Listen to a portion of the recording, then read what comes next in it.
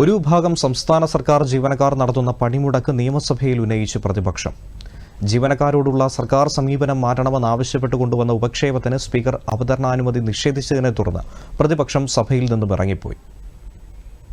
അങ്ങേ പറ്റിക്കാൻ വേണ്ടിയിട്ട് ഇങ്ങനെ ഇവരെല്ലാം വാഴ്ത്തുപാട്ടുമായിട്ട് വരിക, അവര് തന്നെ വിലാപകാവ്യം രചിക്കേണ്ട ഒരവസ്ഥയിലേക്ക് കാര്യങ്ങൾ പോയിക്കൊണ്ടിരിക്കുകയാണ് എന്ന് ഓർമ്മപ്പെടുത്തിക്കൊണ്ട് സർക്കാർ ജീവനക്കാരോടും പെൻഷൻകാരോടും അവരുടെ കുടുംബങ്ങളോടുമുള്ള പൂർണ്ണമായ അവഗണനയിൽ അതിശക്തിയായി പ്രതിഷേധിച്ചുകൊണ്ട് ഞാനും എൻ്റെ പാർട്ടിയും വാക്കൗട്ട് ചെയ്യുന്നു. ഞാൻ ജോയിന്റ് കൗൺസിൽ കൂടി ഇന്ന് സമരം ചെയ്യുന്നതുകൊണ്ട് വാക്കൗട്ടിൽ പങ്കെടുക്കാൻ CPI അംഗങ്ങളെ കൂടി ഞാൻ ക്ഷണിക്കുന്നു.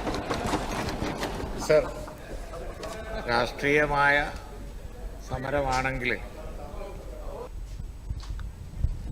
അതേസമയം ജീവനക്കാർക്കായുള്ള മെഡിസബ് സംവിധാനത്തിലൂടെ ഏകദേശം 2000 കോടി രൂപയുടെ ആനുകൂല്യങ്ങൾ നൽകിക്കഴിഞ്ഞതായി മന്ത്രി KN ബാലഗോപാൽ നിയമസഭയിൽ പറഞ്ഞു.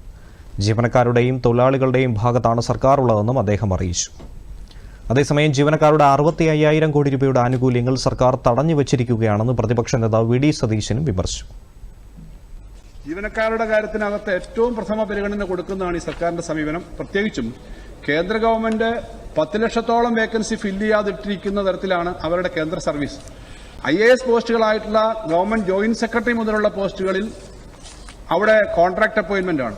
ഇപ്പൊ അമേരിക്കയിൽ ട്രംപിന്റെ യുഗം തുടങ്ങിയപ്പോൾ അവിടുത്തെ ഏറ്റവും ടോപ്പ് പൊസിഷനിൽ വലിയ പുറത്തുനിന്നുള്ള ആളുകളെ അപ്പോയിന്റ് ചെയ്യുന്നത് പോലെ ഉള്ള സംവിധാനം ഇന്ത്യയിലെ ടോപ്പ് സീനിയർ പോസ്റ്റുകളിൽ തന്നെ തുടങ്ങിയിട്ടുണ്ട് സാർ. ഇന്ത്യയിലെ സംസ്ഥാനങ്ങളെല്ലാം കൂടെ 32 ലക്ഷത്തിലധികം വേക്കൻസിയാണ് സാർ കാലിയായി കിടക്കുന്നത്. ഇന്ത്യയിലെ സംസ്ഥാനങ്ങളിലെ PSC വഴി അപ്പോയിന്റ് ചെയ്യുന്നത്. പക്ഷെ കേരളത്തിൽ ഒരു വേക്കൻസിയും കാലിയായി കിടക്കുന്നില്ല. സാമ്പത്തിക ബുദ്ധിമുട്ടുണ്ട് എന്നുള്ള ബുദ്ധിമുട്ടുണ്ടാക്കിയതാണ് കേന്ദ്രം സാർ. അതുകൊണ്ടാണ് എന്നിട്ടും നമ്മൾ ചെയ്യുന്നത് സാർ. ഇവിടെ DA കുടിശ്ശികയുടെയും ശമ്പള പരിഷ്കരണത്തിന്റെയും പങ്കാളിത്ത പെൻഷന്റെയും മെഡിസപ്പിന്റെ അടക്കമുള്ള കാര്യങ്ങളാണല്ലോ സാർ പറയുന്നത്.